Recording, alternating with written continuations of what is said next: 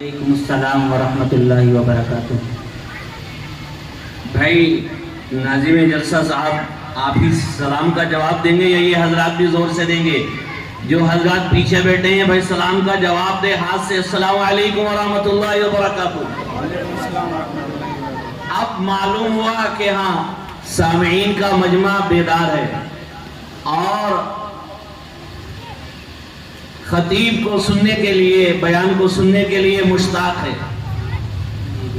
جب مخاطبین کے اندر یہ جذبہ ہوتا ہے پھر بولنے والے کے اوپر وہ اسرار کھلتے ہیں، اللہ کی طرف سے وہ باتیں آتی ہے کہ جو سامعین کے لیے نفع بخش ہوتی ہے۔ یہ مجمع بظاہر بڑا بے ترتیب سا نظر آ رہا ہے، کچھ لوگ ادھر بیٹھے ہوئے ہیں، کچھ لوگ سامنے ہیں، بچے آگے ہیں۔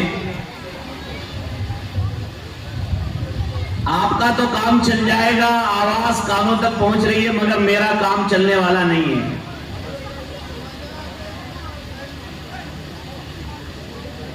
یہ حضرات جو ادھر بیٹھے ہوئے ہیں تھوڑا آگے آ جائے، سامنے آ جائے تو یہ وہاں تک خلا پر ہو جائے گا، اور یہ جو درمیان میں خلا ہے یہ بھر جائے گا۔ ادھر جو برآمدے میں ادھر کمروں کی طرف جو لوگ بیٹھے ہیں وہ سامنے آ جائیں۔ کچھ لوگ ادھر کھڑے ہوئے ہیں یہ بھی آ کر کے بیٹھ جائیں، پیچھے جو کھڑے ہوئے ہیں۔ یہ مدرسے کا سالانہ جلسہ ہے، 40واں جلسہ۔ دھولڈی رسول پور گاؤں میں آنا ہوا ہے، آپ حضرات سے ملاقات کا موقع ملا ہے، میں اس پر اللہ کا شکر ادا کرتا ہوں۔ اللہ رب العزت نے مجھے آج کے دن کے لیے منتخب کیا۔ دعا کریں کہ اللہ تبارک و تعالی مجھے صحیح کہنے اور آپ کو سننے اور عمل کرنے کی توفیق عطا فرمائیں۔ الحمد لله نحمده ونستعينه ونستغفره ونؤمن به ونتوكل عليه ونعوذ بالله من شرور أنفسنا ومن سيئات أعمالنا، من يهده الله فلا مضل له ومن يضلل فلا هادي له، ونشهد أن لا إله إلا الله وحده لا شريك له، ونشهد أن سيدنا ومولانا وحبيبنا محمدا صلى الله عليه وسلم قال الله تبارك وتعالى في القرآن المجيد، فأعوذ بالله من الشيطان الرجيم، ولا يحسبن الذين يبخلون بما آتاهم الله من فضله هو خيرا لهم بل هو شر لهم، سيطوقون ما بخلوا به يوم القيامة، ولله ميراث السماوات والأرض والله بما تعملون خبير۔ وقال تعالى في مقام آخر، لن تنالوا البر حتى تنفقوا مما تحبون وما تنفقوا من شيء فإن الله به عليم۔ وقال تعالى في مقام آخر، من ذا الذي يقرض الله قرضا حسنا۔ وقال تعالى في مقام آخر، والذين يكنزون الذهب والفضة ولا ينفقونها في سبيل الله فبشرهم بعذاب أليم۔ صدق الله مولانا العظيم وصدق رسول النبي الكريم، ونحن على ذلك لمن الشاهدين والشاكرين، والحمد لله رب العالمين۔ جو میں نے دل سے پوچھا یہ بتا کہ کیا حسین ہے، جو میں نے اپنے دل سے پوچھا بتا کہ کیا حسین ہے، دھڑک دھڑک کے بول اٹھا صدا صدا حسین ہے۔ جو میں نے اپنے دل سے پوچھا بتا کہ کیا حسین ہے، دھڑک دھڑک کے بول اٹھا صدا صدا حسین ہے، شان اہل بیت دیکھ سبھی کے سب مثال ہے، شان اہل بیت دیکھ سبھی کے سب مثال ہے، نہیں ہے کوئی حسین سا، حسین بس حسین ہے، عمر سے چل عمیر تک، بشر سے چل بشیر تک، بڑے بڑے یہ کہہ گئے بہت بڑا حسین ہے، عجب لڑی ہے جنگ بھی حسین نے یزید سے، اور اس سے بڑھ کر جیت کیا، یزید تھا حسین ہے، اور اس سے بڑھ کر جیت کیا۔ یہ شعر میں نے محرم کے حوالے سے پڑھا، چونکہ محرم کا مہینہ ہے، محرم کا مہینہ چل رہا ہے، آپ حضرات کو سالانہ اس جلسے کی مبارکباد دیتا ہوں۔ جن حضرات نے یہ پروگرام سجایا ہے، خاص طور سے مدرسے کے ناظم اعلیٰ، ناظم محترم مفتی سعید الزماں صاحب قاسمی مدد اللہ العالی، اور آپ تمام حضرات کا تعاون، اساتذہ، تمام بستی والوں کی محنتوں سے آج کا یہ پروگرام دین کی کچھ باتیں سننے کے لیے سالانہ حفاظ اکرام کی دستار بندی اور سالانہ پروگرام جلسے کا جو ہر سال کی طرح ہوتا ہے، ہوتا چلا آیا ہے، 40واں یہ اجلاس ہے۔ آپ حضرات کو دل کی گہرائیوں سے پرخلوص مبارکباد پیش کرتا ہوں، اور اللہ سے دعا کرتا ہوں کہ اللہ تعالیٰ آپ کے اس سنگم کو، اس ملن کو، اس تقریب کو، اس جلسے کو تا قیام قیامت اسی طرح سے مولا کریم شاداب رکھے، اس مدرسے کو اللہ آباد رکھے، اس گاؤں، اس بستی کو اللہ تعالیٰ خوش رکھے۔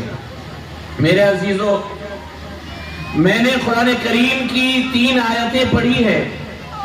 ان آیات مقدسہ میں رب ذوالجلال والاکرام نے انسان کی اس پہلو کو، انسان کی اس زندگی کو کھولا ہے جو زندگی انسان کی مال سے وابستہ ہے، انسان کی زندگی طاعت اور عبادت سے بھری پڑی ہے، اللہ کے احکامات و فرمودات، اللہ تبارک و تعالیٰ کی شریعت، اللہ کے حکام، نبی پاک صلی اللہ علیہ وسلم کی سنت، نبی پاک صلی اللہ علیہ وسلم کی سیرت، ان تمام باتوں پر، ان تمام چیزوں پر عمل کرنا ہے۔ لیکن جب ہم دیکھتے ہیں کہ انسان کی زندگی میں جب اللہ کے حکم پر عمل کرنے کے لیے آتے ہیں، شریعت پر چلنے کا دم بھرتے ہیں، دین پر عمل کرنے کا جذبہ رکھتے ہیں اور یقین کرتے ہیں اور یہ عہد کرتے ہیں کہ اب ہمیں اللہ کا بننا ہے، اللہ کا محبوب بندہ بننا ہے، اللہ تبارک و تعالیٰ کا نیک بندہ بننا ہے، جب ہم دیکھتے ہیں کہ اب ہم اللہ کے نبی کی سیرت پر عمل کریں گے، سنت پر عمل کریں گے، شریعت پر چلیں گے، تو اب ہم دیکھتے ہیں کہ ہمیں اس شریعت پر چلنے کے لیے، نبی کے طریقے پر چلنے کے لیے، دین پر عمل کرنے کے لیے، ہدایت کے چراغ تلاش کرنے کے لیے، اسلام کے شجر کو پروان چڑھانے کے لیے، اسلام کے شجر کو ہرا بھرا رکھنے کے لیے جہاں ہمیں دوسری محنتوں کی ضرورت ہوتی ہے، وہیں پر ہمیں ایک بڑی چیز، اہم چیز ہے، وہ چیز ہے جس کو مال کہا جاتا ہے، جس کو روپیہ کہا جاتا ہے، جس کو پیسہ کہا جاتا ہے، کہ جس کے بغیر کوئی چیز منظور نہیں، جس کے بغیر کوئی چیز مقبول نہیں، جس کے بغیر کوئی عمل ایسا نہیں ہے کہ وہ عمل اس کے بغیر قبول ہو جائے، روپیہ اور پیسہ۔ انسان کی زندگی میں اللہ نے اس کو ایسا اتنا بڑا عمل دخل دیا ہے کہ اگر یہ مال اللہ تعالیٰ انسان کے ساتھ زمین پر نہ بھیجتے تو یہ انسان نہ جانے کس بے شعوری کی زندگی گزارتا۔ آج اسلام کے شجر کو پروان چڑھانے کے لیے، بڑھانے کے لیے مال کی ضرورت پیش آتی ہے، کل بھی اس کی ضرورت تھی، آج بھی اس کی ضرورت ہے، اور تا قیام قیامت اسی طرح سے یہ سلسلہ چلتا رہے گا۔ اللہ کے نیک بندے اللہ کی راہ میں اللہ کی رضا کی خاطر اپنا جان مال، اپنی آن بان، اپنا جان مال، اپنی کمائی کی محنت کی گاڑی کمائی کا ایک حصہ اللہ کی راہ میں خرچ کر کے اللہ کی جنت کا سودا کرتا رہیں گے، اللہ سے تجارت کرتے رہیں گے، اللہ سے جنت خریدتے رہیں گے۔ یہ وہ موقع ہے کہ آج کا سالانہ جلسہ ہے میرے عزیزوں، میرے دوستوں، یہ آپ کا گاؤں ہے گولڈی، آپ کا مدرسہ مدینہ العلوم، اس مدرسے سے بچوں نے تعلیم حاصل کی، حفاظ اکرام بنے ہیں، یہاں کے اساتذہ ہیں، اور نہ جانے ماضی میں 40 سال کے زمانے میں کتنے لوگ یہاں سے پڑھے ہوں گے، کتنے طلبہ اور کیسے کیسے لوگوں نے یہاں علم سیکھا ہوگا، کتنے لوگوں نے، کتنے بچے بچیاں یہاں سے فارغ ہوئے ہوں گے آج تک اور قیامت تک، اور جب تک یہ مدرسہ چلتا رہے گا، قائم رہے گا، وہ لوگ جنہوں نے اپنے محنت سے، اپنے پیسوں سے اس مدرسے کے لیے زمین دی، اس مدرسے کے کمروں کو تعمیر کرایا، اس مدرسے کے رنگ و روغن کو تعمیر کرایا، اور یہاں پڑھنے والوں کے لیے جنہوں نے ہر فرش کا انتظام کیا، جنہوں نے پنکھوں کا انتظام کیا، لائٹ اور بجلی اور پانی کا انتظام کیا، ان کے لیے کھانے پینے کا نظم کیا، قیامت تک کل صبح ہوگی، حشر کا میدان ہوگا، اللہ کی طرف سے اعلان ہوگا، اے وہ لوگوں جنہوں نے میرے نبی کے وارثین کی مدد کی تھی، جنہوں نے میرے نبی کے وارثین کے سروں پر ہاتھ رکھا تھا، جنہوں نے میرے وارثین کے قدموں میں فرش بچھایا تھا، اے وہ لوگوں، حشر کا میدان ہے، آج میں اللہ تمہیں حشر کے میدان میں ایک طرف اپنے عرش کے سائے میں جگہ دیتا ہوں، اس لیے کہ نبی کا اعلان ہے کہ العلماء ورثۃ الانبیاء، اور ان کی مدد کرنے والے بھی اللہ تبارک و تعالیٰ کے عرش کے سائے میں ہوں گے۔ 7 لوگ ایسے ہوں گے کہ اللہ کے عرش کا سایہ ان پر قیامت کے دن رہے گا۔ ان 7 لوگوں میں سے ایک وہ شخص ہوگا کہ جس نے کوئی مدرسہ بنوا دیا، کوئی مسجد تعمیر کرا دی، کسی کو اپنے خرچے سے حافظ بنا دیا، کسی کو اپنے خرچے سے عالم بنا دیا، کسی کو اپنے خرچے سے قرآن سکھلا دیا، کسی کو اپنے خرچے سے کسی کی شادی کرا دی، کسی کا اپنے خرچے سے کوئی کنواں خرید دیا۔ یہ وہ شخص ہے کہ جس نے عام مسلمانوں کے لیے وہ کام کیا ہے کہ جو کام آقا مدنی صلی اللہ علیہ وسلم کے صحابہ کیا کرتے تھے، وہ کام کہ جس کی مال کی اس کو بھی ضرورت تھی، لیکن اس نے اللہ کی محبت میں اس مال کو پورا لٹا دیا، اور اس مال کو پورا اللہ کی راہ میں خرچ کر دیا، اور اس مال کو حالانکہ ضرورت اسے بھی ہے، اس کے بچوں کو بھی ہے، اسے اپنا گھر بنانا ہے، اپنے بچوں کی پڑھائی میں بھی خرچ کرنا ہے، ان کے اخراجات ہے، لیکن جب اللہ کی محبت میں اسے آواز دی جاتی ہے اور اس کا نام لیا جاتا ہے، اس کا نام پکارا جاتا ہے، اے فلانے بندیا، اللہ کی راہ میں، اللہ کی محبت میں آج اپنا نام لکھوا کر کے خرچ کر لے، تو یہ عثمان غنی رضی اللہ تعالیٰ عنہ کے نقش قدم پر چلتا ہے۔ یاد کرے 1400 سال پہلے کی تاریخ ہے، مکہ میں نبی پاک صلی اللہ علیہ وسلم کو میرے آقا کو ستایا گیا، پتھر مارے گئے، سگے چچا ابو لہب نے دھکے دیے، اور ان کی بیوی نے راستے میں کانٹے بچھائے، بالآخر ہجرت کر کے حضور صلی اللہ علیہ وسلم مدینہ منورہ تشریف لے آئے۔ جب مدینے میں نبی نے قدم رکھا، جب مدینے میں میرے حضور، میرے آقا، میرے مولا سرور کبریا محمد مصطفیٰ صلی اللہ علیہ وسلم نے قدم رکھا، تو مدینے کی آب و ہوا، مدینے کی فضا بڑی شوری تھی، بڑی کڑوی تھی، اور بڑی دکھ دی تھی، اور وہاں کا موسم بڑا بیماریوں سے بھرا ہوا تھا۔ مدینہ نہیں تھا بلکہ یثرب تھا، مدینہ نہیں تھا بلکہ بیماریوں کی آماجگاہ تھا، مدینہ نہیں تھا بلکہ وہاں مدینے میں بخار تھا، اور مدینے میں پانی کڑوا تھا، مدینے کے پھلوں میں کڑواہٹ تھی، وہاں کی فضا میں کڑواہٹ تھی۔ لیکن جب جیسے آقا مدنی محمد مصطفیٰ صلی اللہ علیہ وسلم مدینے میں تشریف لائے، صحابہ آپ کے پاس آئے، یا رسول اللہ کتنے دن ہو گئے مکہ سے آئے ہوئے، لیکن ابھی تک پینے کا میٹھا پانی میسر نہیں۔ حضور صلی اللہ علیہ وسلم نے اعلان فرمایا کہ اے میرے صحابہ، پینے کا پانی نہیں ہے، مدینے کے پھل بھی کڑوے ہیں، یہاں کی مٹی بھی خاکہ، مٹی کے اندر بھی بیماری بیماریاں یا کہ پانی کے اندر بھی بیماریاں. صحابہ کے چہرے زرد پڑ گئے. پینے کا کوئی میٹھا پانی میسر نہیں ہو رہا ہے. ایک یہودی کا کنواں ہے, اس کنویں کا پانی اگر کوئی لینے جاتا ہے مسلمان تو وہ یہودی پیسے لے کر کے پانی کو فروخت کرتا ہے. وہ یہودی پیسے کماتا ہے, اس کنویں کے ذریعے سے وہ میٹھا پانی پیسوں میں بیچتا ہے اور مسلمانوں سے پیسے لیتا ہے. تمام مسلمانوں کی حالت پیسے کے اعتبار سے خستہ. مسلمان غریب تھے, پانی پیسے مول کا پانی کیسے خرید سکتے تھے؟ حضور صلی اللہ علیہ وسلم سے آ کر کے شکایت کیا, رسول اللہ مدینے میں پینے کا میٹھا پانی نہیں ہے. ایک کنواں ہے وہ یہودی کے قبضے میں ہے, یہودی کے باغ میں ہے, اس کنویں کا پانی بڑا میٹھا ہے, کوئی انتظام فرما دے کہ وہاں سے پانی مل جائے. حضور صلی اللہ علیہ وسلم کھڑے ہو گئے, اپنے صحابہ کی حالت دیکھ کر رہا نہ گیا. آپ کی آنکھوں میں آنسو آ گئے, آپ زارو قطار رونے لگے. آپ نے اعلان فرمایا کہ کون ہے میرے صحابہ میں جو مدینے کا یہ کنواں اس یہودی سے خرید لے اور مسلمانوں کو دے دے, میں اس کے لیے جنت کی بشارت دیتا ہوں. حضرت عثمان غنی رضی اللہ تعالیٰ مجلس میں سے کھڑے ہوئے اور کھڑے ہو کر جا کر یہودی سے سودا کیا اور سودا کر کے یہودی سے آ کر کے حضور سے فرمایا, یا رسول اللہ وہ کنواں میں نے اس یہودی سے 35,000 درہم میں خرید لیا ہے اور تا قیام قیامت تک مسلمانوں کے لیے میں وقف کرتا ہوں.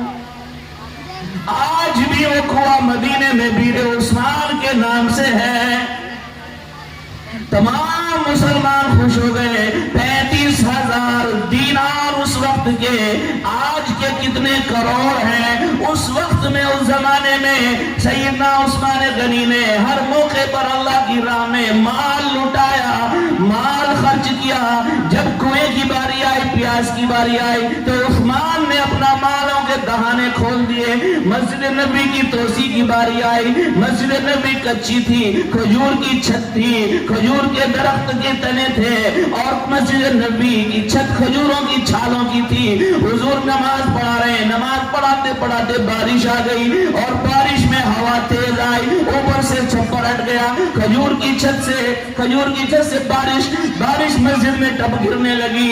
اتنے میں سجدے میں گئے حضور صلی اللہ علیہ وسلم. نبی پاک صلی اللہ علیہ وسلم نے سجدے سے سر اٹھایا. سجدے سے سر اٹھاتے ہی دیکھتے ہیں کہ حضور کی وہ پیشانی جو نور نبوت سے چمکتی دمکتی تھی, ہر وقت چہرہ کھلا رہتا تھا, ہر وقت چہرہ چمکتا رہتا تھا, نبی کے چہرے پر نور رہتا تھا, وہ پیشانی خاک آلود ہو گئی. صحابہ نے بڑا غم کیا, عرض کی یا رسول اللہ آپ اجازت دے تو مسجد نبی کی توسیع کے لیے ہم اعلان کریں اور مسجد نبی کی توسیع کریں. حضور نے اعلان فرما دیا چندے کا, اے میرے صحابہ کون ہے کھڑا ہو جائے کہ جو اس مسجد کو بڑا بنا دے, اس مسجد کو وسیع کر دے, اس مسجد کی چھت کو پکا بنا دے, اس مسجد کی چھت پر لینٹر کا کام کرا دے. کون ہے کھڑے ہو جاؤ. سیدنا عثمان غنی رضی اللہ تعالیٰ کھڑے ہو گئے. یا رسول اللہ کسی سے مانگنے کی, کسی سے کہنے کی, چندہ کرنے کی ضرورت نہیں ہے. میں عثمان پورے مسجد نبی کے لینٹر اور توسیع کا خرچہ اپنے ذمہ لیتا ہوں. کون سا موقع ایسا نہیں ہے جہاں غنی امت, غنی عثمان ذی النورین ہر قدم پر آگے بڑھ کر کے حصہ لیا ہے. تبوک کا موقع ہے. حضرت عثمان غنی رضی اللہ تعالیٰ فرماتے ہیں کہ جب مدینے سے تبوک کی طرف لشکر جانے لگا, وہاں کے بادشاہ نے, غسانی بادشاہ نے, وہاں کسرا کے گورنر غسانی نے نبی پاک صلی اللہ علیہ وسلم کے سفیر کو شہید کر دیا. 9 سفیر بھیجے. حضور صلی اللہ علیہ وسلم نے دعوتی خطوط دے کر کے ایک کسرا کے پاس, ایک شاہ مصر کے پاس, ایک شاہ یمن کے پاس, ایک ملک شام کی طرف اور ایک ایران کی طرف، ایک عراق کی طرف، ایک سفیر جو پہنچا وہ غسانی بادشاہ کی طرف جو کسرا کا گورنر تھا اس کی طرف جب سفیر پہنچا، جو روم کا گورنر تھا روم کے تحت میں یہ غسان کا علاقہ، غسان کا قبیلہ آتا تھا، ملک شام کی طرف یہ آباد تھا، تبوک کے علاقے میں نبی پاک صلی اللہ علیہ وسلم کے قاصد کو، سفیر کو اس نے قتل کر دیا۔ حضور پاک صلی اللہ علیہ وسلم نے فرمایا کہ اب تو لشکر کا بھیجنا لازمی ہو گیا۔ حضور نے تیاری کا اعلان کیا لیکن یہاں تیاری کے نام پر کچھ بھی نہیں ہے، پہننے کے لیے پیروں میں چپل نہیں ہے، بدن پر کپڑا نہیں ہے۔ صحابہ کا یہ حال ہے، جو کچھ ہے تو وہ فصل کھڑی ہوئی ہے، فصل کٹے تو کام بنے، قرضہ ادا ہو، گھر میں کھانے کو آئے، چولہا چلے، گھر کے اندر آٹا آئے، دال آئے، ترکاری آئے، لیکن فصل ابھی پکی نہیں ہے، فصل پکی ہوئی کھڑی ہے، فصل کاٹنے کا وقت ہے۔ ادھر نبی کا اعلان ہے چلو تبوک میں جانا ہے اور سب کو جانا ہے، سب کو نکلنا ہے، اور پیسہ پاس کوئی نہیں ہے۔ اب اعلان ہو گیا کہ جو چیز جس کے پاس ہے وہ اللہ کی راہ میں لٹائے، اللہ کی راہ میں دے، اللہ کی محبت میں دے، اللہ کی محبت اللہ پر لٹائے، اللہ کی راہ میں خرچ کرے۔ اعلان ہو گیا مدینے میں، صحابہ جوخ در جوخ اعلان سن کر کے جو جس کی جیب میں تھا، جس کے گھر میں تھا، جو جس کے پاس تھا وہ لے آیا۔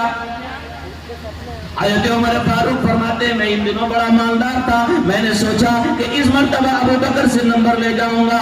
ابو بکر سے میں ابو بکر سے بڑا مالدار تھا، میرے پاس کئی ہزار درہم تھے، میں نے سوچا اگر میں اپنے مال میں سے آدھا مال بھی اللہ کی راہ میں خرچ کرنے کے لیے لے گیا تو میں ابو بکر سے جیت جاؤں گا۔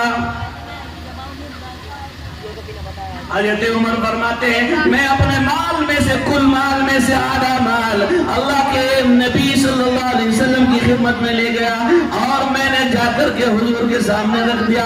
حضور نے فرمایا کہ کیا ہوا، کتنا لائے ہو؟ کہ میں اتنا مال لایا ہوں۔ اتنے میں ابو بکر آ گئے اور آ کر کے حضور کے قدموں میں سارا مال ڈال دیا۔ حضور نے پوچھا ابو بکر کتنا لائے ہو؟ حضرت ابو بکر نے فرمایا حضور سارا مال جتنا تھا میں آپ کی خدمت میں لے آیا ہوں۔ نبی نے فرمایا گھر میں کیا چھوڑ کے آئے ہو؟ حضرت ابو بکر صدیق رضی اللہ عنہ نے جو جواب دیا، میرے دوستو وہ جواب ہمیں ہر وقت اپنے سینے سے لگانا ہے، اپنے دل میں بسانا ہے، اپنے ذہنوں میں اسی جواب کو رکھنا ہے۔ حضور نے پوچھا گھر میں کیا چھوڑ کے آئے ہو؟ ابو بکر نے جواب دیا گھر میں اللہ اور اس کے رسول کو چھوڑ کے آیا ہوں۔ گھر میں اللہ اور اس کے رسول کو چھوڑ کر کے آیا ہوں۔ اتنے میں کیا دیکھتے ہیں، جبریل امین آ جاتے ہیں باب نبوی، باب مسجد نبی کے دروازے پر۔ جبریل امین ٹاٹ کا لباس پہنے ہوئے ہیں، جبریل امین پھٹے ہوئے ٹاٹ کا لباس پہنے ہوئے ہیں۔ نبی پاک صلی اللہ علیہ وسلم نے فرمایا جبریل آج ٹاٹ کا لباس پہن کر کے کیسے آئے ہو؟ تم تو نورانی مخلوق ہو، تم تو اللہ کے فرشتے ہو، تم تو اللہ کے محبوب مخلوق ہو، تمہیں آج ٹاٹ کا لباس پہننے پر کس چیز نے مجبور کر دیا؟ جبریل امین فرماتے ہیں اے حبیب، اے لاڈلے نبی، تمہیں کیا خبر، تمہیں معلوم نہیں ہے آج بازار میں جب تم نے چندے کا اعلان کیا مسجد نبی میں تو ابو بکر نے بازار میں جا کر اپنے بدن کا کرتا بیچ کر کے ٹاٹ کا لباس پہن لیا۔ وہ ٹاٹ کا لباس اللہ کو اتنا پسند آیا کہ مجھے حکم ہوا جبریل جاؤ فرشتوں کی جماعت لے جاؤ اور سب کو ٹاٹ کا لباس پہنا کر کے لے جانا اور جا کر میرے محبوب سے کہہ دو کہ اللہ ابو بکر کو سلام بھیج رہا ہے۔ یہ ہے اللہ کی راہ میں مال خرچ کرنے کی فضیلت۔ حضرت عثمان غنی رضی اللہ تعالیٰ عنہ فرماتے ہیں کہ جب تبوک کا موقع تھا صحابہ کے پاس میں تنگ دستی تھی، حضور نے چندے کا اعلان کیا، نبی نے فرمایا ہے کوئی جو اللہ کی راہ میں خرچ کرے؟ مجمع میں سے ایک ہاتھ اٹھا، لوگوں نے کہا کہ ہم نے دیکھا وہ ہاتھ عثمان غنی رضی اللہ تعالیٰ عنہ کا تھا۔ سیدنا عثمان غنی رضی اللہ تعالیٰ نے مجمع میں سے ہاتھ اٹھایا، ہاتھ اٹھا کر کے کہا یا رسول اللہ میں 100 اونٹ سامان سے بھرے ہوئے اللہ کی راہ میں دیتا ہوں۔ ایک مرتبہ حضرت عثمان غنی رضی اللہ تعالیٰ نے نام لکھوا لیا مجمع میں سے، 100 اونٹ سامان سے لدے ہوئے، سامان سے بھرے ہوئے راہ خدا میں دینے کا اعلان کر لیا۔ نبی نے نام لکھ لیا اور دوسری طرف رخ کر لیا، کہا کہ اور لاؤ اللہ کی راہ میں، کون ہے جو اور دے اللہ کی راہ میں؟ دوسری مرتبہ پھر عثمان غنی رضی اللہ تعالیٰ عنہ کا ہاتھ اٹھا اور عرض کی یا رسول اللہ مزید 100 اونٹ اور میں اللہ کی راہ میں سامان سے بھرے ہوئے دیتا ہوں۔ حضور نے نام لکھ لیا اور لوگوں سے کہا اور ہے کون جو اللہ کی راہ میں مال خرچ کرے، ابھی اور ضرورت ہے راہ خدا میں دینے کی، اور مال چاہیے، سفر لمبا ہے، تبوک جانا ہے، عیسائیوں سے مقابلہ ہے، صلیبیوں سے مقابلہ ہے، تبوک کا سفر ہے، عیسائیوں کا قلعہ کما کرنا ہے، ان کا لشکر بڑا ہے، لاکھوں کا لشکر ہے، ہمیں دور جانا ہے اپنے علاقے سے، اور لا کون ہے جو اللہ کی راہ میں مال خرچ کرے؟ تیسری مرتبہ پھر عثمان غنی رضی اللہ تعالیٰ نے ہاتھ اٹھایا یا رسول اللہ مزید 100 اونٹ اور سامان سے بھرے ہوئے دیتا ہوں۔ کتنے اونٹ ہو گئے سامان سے بھرے ہوئے؟ کتنے ہو گئے؟ 300 اونٹ سامان سے بھرے ہوئے۔ اب 300 اونٹ سامان سے بھرے ہوئے، ایک کے پیچھے ایک کھڑا کرے تو یہاں سے دلی تک لائن پہنچ جائے گی۔ 300 اونٹ سامان سے بھرے ہوئے اگر ایک کے پیچھے ایک لگائے تو کتنی لمبی لائن لگے گی؟ یہ کس نے دیا ہے؟ عثمان غنی نے اللہ کی راہ میں اللہ کے نبی کے اعلان پر۔ پھر جب اور کہا حضور نے اور چاہیے اور ضرورت ہے، ابھی پورا نہیں ہوا، ابھی لشکر کا انتظام نہیں ہوا، ابھی لمبا سفر ہے، ابھی پورا نہیں ہوا۔ اب حضرت عثمان غنی رضی اللہ تعالیٰ مجمع سے اٹھے اور روتے ہوئے اپنے گھر پہنچے، اور گھر میں جتنا مال تھا، دینار تھے، درہم تھے، سب کو ایک گٹھڑی میں بھرا۔ ایک گٹھڑی میں بھرنے کے بعد حضور اکرم صلی اللہ علیہ وسلم کی جھولی میں لا کر کے ساری گٹھڑی کو، دینار کو یوں لا کر کے الٹ دیا۔ یا رسول اللہ یہ میرے گھر کے سارے درہم و دینار ہیں۔ یہ ایسا موقع تھا، صحابہ بڑے غریب تھے۔ حضور نے جب اپنے پلے میں، اپنے کرتے میں ان دینار کو، درہموں کو دیکھا، حضور کی آنکھوں میں آنسو آ گئے۔ 2 بیٹیاں نکاح میں تھی۔ حضور نے فرمایا واہ عثمان، واہ عثمان، کیا کیا ہے تو نے؟ اگر میری تیسری بیٹی بھی ہوتی تو میں تیرے ہی نکاح میں دیتا۔ اور فرمایا ما ذر عثمان ما عمل بعد هذا اليوم، عثمان تو نے اتنا بڑا کام کر دیا ہے آج، عثمان تو نے اللہ کو ایسا خوش کر دیا ہے، عثمان تو نے راہ خدا میں قربانی دے دی ہے، عثمان تو نے راہ خدا میں اتنا خرچ کر دیا ہے، عثمان تو نے اللہ کی راہ میں ایسا لٹایا ہے، ایسا لٹایا ہے، ایسا لٹایا ہے کہ اللہ بھی جا تیرے گناہ کو ایسا بخشتا ہے۔ ما ذر عثمان ما عمل بعد هذا اليوم، آج کے بعد جو بھی کچھ کرے تجھ پر کوئی پکڑ نہیں ہے۔ اور حضور صلی اللہ علیہ وسلم پلے میں اس طرح سے اشرفیوں کو اچھالتے جاتے تھے، دعائیں دیتے جاتے تھے۔ عثمان تیرا مرتبہ اتنا بلند ہے، اتنا اونچا ہے کہ آسمان کے فرشتے بھی آج تجھ پر رش کر رہے ہیں۔ زمین کے تمام انسانوں میں، تمام اولین و آخرین میں تیرا نام غنی الاغنیاء لکھ دیا گیا۔ آسمانوں کے فرشتے تجھ پر رش کرنے لگے، آسمانوں کے فرشتے تجھے حیا کرنے لگے۔ کل قیامت کا دن ہوگا، میں اور ابو بکر و عمر ہوں گے، ہمارے ہاتھ میں جنت کی چابی ہوگی، ہم جنت کی طرف بڑھیں گے، ہم جنت کی طرف قدم اٹھائیں گے۔ جنت کا ہر دروازہ ابو بکر بلائے گا، لیکن قربان جائیے عثمان، تجھے تو جنت کے محل بھی بلائیں گے۔ عثمان ادھر آ جا، ادھر آ جا۔ اتنا اونچا مقام ہے۔ اللہ کی راہ میں خرچ کرنے والے، اللہ کی راہ میں لٹانے والے کبھی پیچھے نہیں ہٹتے، کبھی برباد نہیں ہوتے، کبھی ٹوٹتے نہیں ہیں، کبھی بیمار نہیں، کبھی غم زدہ نہیں ہوتے، کبھی مصیبت زدہ نہیں ہوتے۔ جو راہ خدا میں اللہ کے نام پر مر مٹنے والے لٹانے والے ہیں وہ اللہ کے شیر بندے ہوتے ہیں، بہادر بندے ہوتے ہیں۔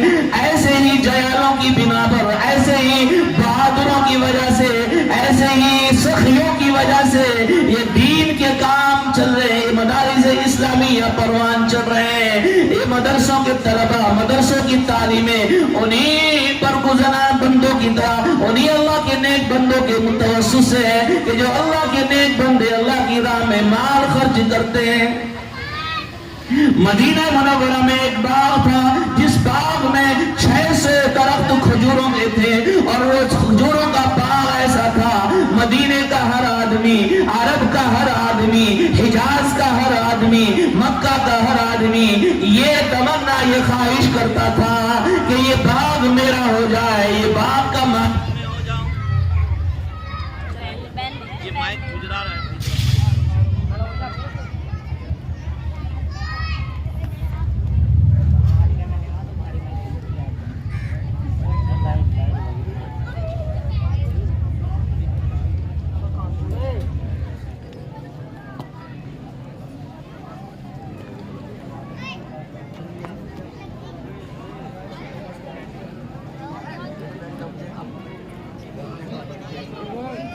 بند کر دیں گے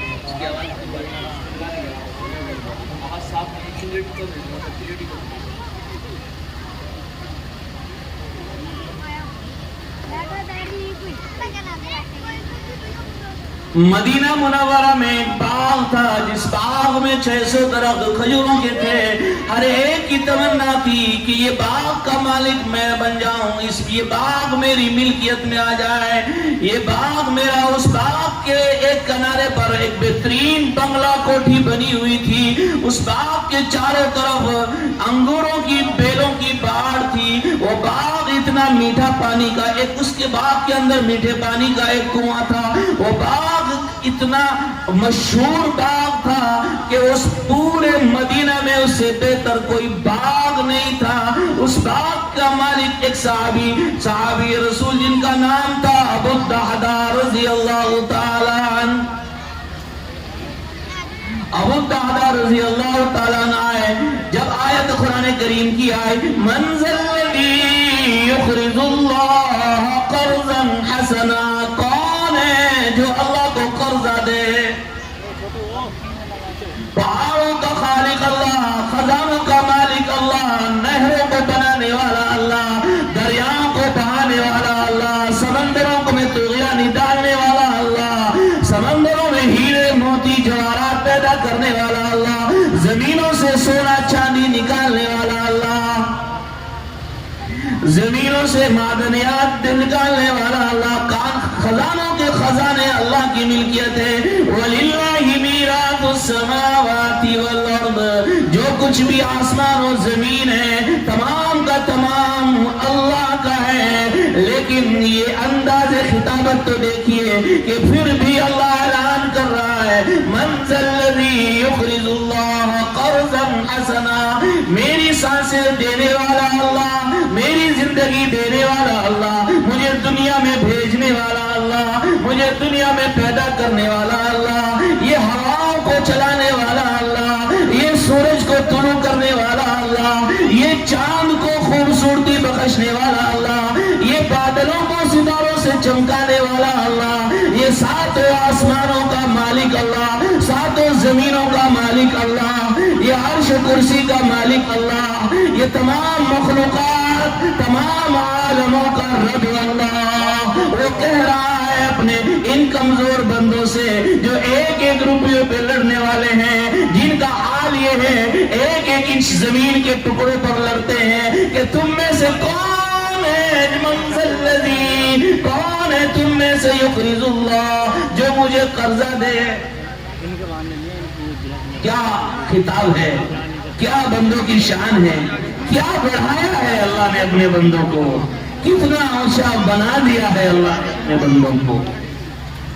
وہ اللہ جو غنی الاغنیاء ہے، جو بے نیاز ہے، کہ جو جس کی بے نیازی کا عالم یہ ہے، اس نے اپنی بے نیازی کا اعلان کیا، قل هو اللہ احد اللہ الصمد، نہ مجھے کسی کی ضرورت ہے، نہ مجھے اولاد کی ضرورت ہے، نہ مجھے بیوی بچوں کی ضرورت ہے، نہ مجھے کسی مشیر کی ضرورت ہے، نہ میرا کوئی وزیر ہے، نہ میرا کوئی ہمراز ہے، میں تو واحد اللہ تمہیں تنا ہوں، قل هو اللہ احد، میرا کوئی نہیں، اللہ الصمد، کیوں؟ اس لیے کہ مجھے کسی کی ضرورت ہی نہیں ہے، لم یلد ولم یولد، میری بے نیازی کا عالم یہ ہے کہ یونس مچھلی کے پیٹ میں چلا جائے تو مجھ پر کوئی فرق پڑنے والا نہیں ہے، 3 سال 3 مہینے تک نبی پر وحی نازل نہ ہو، مجھ پر کوئی فرق پڑنے والا نہیں ہے۔ طائف کے میدان میں، طائف کے غنڈے اوباش، ابو مسعود اور ثقفی اور عبد العلیل اور مسعود کے غنڈے نبی پر پتھر برسائے، نبی پر پتھر پھینکے، تو میری شان میں کوئی کمی واقع ہونے والی نہیں ہے۔ میری بے نیازی کا عالم یہ ہے، میری بے نیازی کا عالم یہ ہے کہ حضرت یحییٰ کو بیت المقدس کے محراب میں تمام یہودی مل کر کے قتل کر ڈالے، میری شان میں کمی واقع نہیں ہوگی۔ میری بے نیازی کا عالم یہ ہے حضرت زکریا کو آرے کے نیچے کھڑا کر کے آرا تک چلا دے، یہودی، میری شان میں کمی واقع ہونے والی نہیں ہے۔ میری بے نیازی کا عالم یہ ہے کہ میں اتنی شان والا ہوں، وہ اللہ کہتا ہے میں اتنی شان والا ہوں، میری شان ایسی ہے کہ اگر کہ حضرت حزقیل میرے نبی کو زندہ کنویں میں دفن کر کے مٹی میں دبا دیا جائے، میری شان میں کمی واقع نہ ہو۔ جتنے نبی آئے ہیں تمام نبیوں کا یہ دشمن اگر خاتمہ کر دے، میری شان میں کمی واقع نہ ہو۔ میری شان اتنی بلند و بالا ہے، اتنی اعلیٰ اور عرفہ ہے، میں ایسی شان والا ہوں، اتنی بلند شان والا ہوں، تمام انسان اور جنات، تمام روئے زمین کے چرندے پرندے میری بغاوت پر آ جائے، نافرمانی پر آ جائے، میرا کچھ بگاڑنے والے نہیں ہیں۔ ایک طرف تو شان ایسی ہے، اللہ کی بے نیازی ایسی ہے، اور دوسری طرف دیکھو اللہ قرآن میں کیا کہتا ہے اپنے بندوں سے، ایمان والوں سے، منزل الذی یقرض اللہ قرضا حسنا، کون ہے جو اللہ کو قرض حسنا دے؟ اب ایک طرف تو شان اتنی اونچی ہے کہ واللہ الغنی، اللہ غنی ہے، اللہ مالدار ہے، وانتم الفقراء، اور تم سب کے سب اللہ کے محتاج ہو، فقیر ہو۔ ایک طرف تو اللہ کا اعلان ہے، دوسری طرف اللہ کا اعلان ہے کہ منزل الذی یقرض اللہ قرضا حسنا، کون ہے جو اللہ کو قرض حسنا دے؟ میرے بھائیوں، یہ میرے اور آپ کے لیے ہے، یہ میری اور آپ کی کامیابی بھلائی کے لیے ہے۔ منزل الذی یقرض اللہ قرضا حسنا، جبریل امین آ گئے وحی لے کر مدینے میں، نبی نے اعلان کیا منزل الذی یقرض اللہ قرضا حسنا، کون ہے جو اللہ کو قرضہ دے؟ اللہ قرضہ مانگ رہا ہے، جیسے قرضے کا لوٹانا ضروری ہے، کون ہے جو اللہ کو قرضہ دے؟ ایسے ہی اللہ بھی اس کو لوٹا کر کے ضروری دیں گے، تو کون ہے جو اللہ کو قرض حسنا دے؟ وَيُضَاعِفُهُ لَهُ كَثِيرًا، اور بڑھا چڑھا کر کئی گنا لے کر، کئی گنا بڑھا کر کے واپس لے، کون ہے جو اللہ کو قرضہ دے؟ وَيُضَاعِفُهُ لَهُ أَضْعَافًا كَثِيرًا، کبیرا، کئی گناہ بڑا چڑھا کر کے واپس لے۔ یہ صحابی جن کا یہ باغ تھا 600 درخت سے پر تھا اور کھجور کی ایسی قسمیں اعلیٰ قسموں سے لبالب بھرا ہوا تھا کہ پورا مدینہ کیا پورا عرب کیا ہر ایک کی تمنا یہ تھی یہ باغ میرا ہو جائے۔ ابو الدرداء اس باغ میں ان کا فارم ہاؤس بھی تھا، اس فارم ہاؤس میں وہ خود رہتے تھے۔ وہ باغ یہ حضور کی خدمت میں آئے اور آ کر کے عرض کی یا رسول اللہ منزل آپ نے کہا ہے کہ اللہ قرضہ مانگ رہا ہے؟ حضور نے فرمایا ہاں ابو الدرداء اللہ کا اعلان ہے کہ اللہ قرضہ لے رہا ہے اور بڑھا چڑھا کر کے گناہ بڑھا کر کے واپس دے رہا ہے۔ تو پھر ہاتھ بڑھائیے یا رسول اللہ، تو پھر آپ اپنا ہاتھ بڑھائیے، میں اپنے ہاتھ آپ کے ہاتھ پر بیعت کر رہا ہوں۔ آپ کے ہاتھ پر یہ ایسا ہے جیسا کوئی زمین بیچنے کے وقت جا کر کے اقرار نامہ کرائے تحصیل میں۔ وہ صحابی کہنے لگے حضور ہاتھ بڑھائیے، میں بیعت کرتا ہوں، میں عہد کرتا ہوں، میں یہ اعلان کرتا ہوں یا رسول اللہ میرا جو باغ ہے نا وہ والا باغ تمام عرب والے جس کی تمنا کرتے ہیں، جس میں میرا فارم ہاؤس ہے، میرا بنگلہ ہے، میرے بچے اس میں رہتے ہیں، آپ ہاتھ بڑھائیے، میں وہ باغ اللہ کو قرضہ دے رہا ہوں۔ حضور صلی اللہ علیہ وسلم بڑا خوش ہوئے، بہت خوش ہوئے۔ آگے تو دیکھو اتنا بڑا کام کر دیا ان صحابی نے، اتنا بڑا کام کر دیا اور اس باغ کی ملکیت آج اربوں خربوں ملینوں میں جائے گی۔ اتنا بڑا باغ تھا وہ، اتنا بڑا کام کر دیا۔ آگے سے وہ صحابی کہنے لگے یا رسول اللہ اگر کوئی ایسا کام ہوتا کہ بغیر خبر دیے بغیر کسی کو بتائے کیا جاتا تو میں خاموشی سے اس کو کرتا، لیکن یہ ایسا کام ہے کہ جب پتا چلے گا کہ وہ باغ اللہ کا ہو گیا سارے عرب میں شور مچ جائے گا۔ تو حضور نے فرمایا ابو الدرداء کوئی بات نہیں، چھپ کر کے کرو یا کھل کر کے کرو یا علانیہ کرو یا شور مچا کے کرو، راہ خدا میں تم جیسے بھی دو گے اللہ ویسے ہی قبول کرے گا۔ نام کھول کر کے دو، ہاتھ اٹھا کر کے دو۔ آج یہ خطیب اس منبر سے اعلان کرتا ہے، اس اسٹیج سے، اس مدرسے کے لیے کون ہے کھولنے گاؤں میں اللہ کی راہ میں اللہ کے مدرسے کے نام پر اپنا نام پیش کرے، اپنا نام دے، 5,000 10,000 20,000 50,000 1 لاکھ 1.5 لاکھ 2 لاکھ کون اللہ کا بندہ ایسا ہے؟ یہ 3,000 روپے اللہ کے اس ولی نے، اللہ کے اس شہدائی نے، اللہ کے اس بندے نے 3,000 روپے سے شروعات کی ہے۔ یہ باغ کا واقعہ آپ سن رہے ہیں، اس باغ کا واقعہ پورا کرتا ہوں۔ 3,000 روپے ہے اور یہ پردھان جی کے نام سے، پردھان جی کی پرانے پردھان جی کی طرف سے، بھائی نام کا مجھے پتا نہیں، میں اجنبی ہوں معاف کیجئے گا،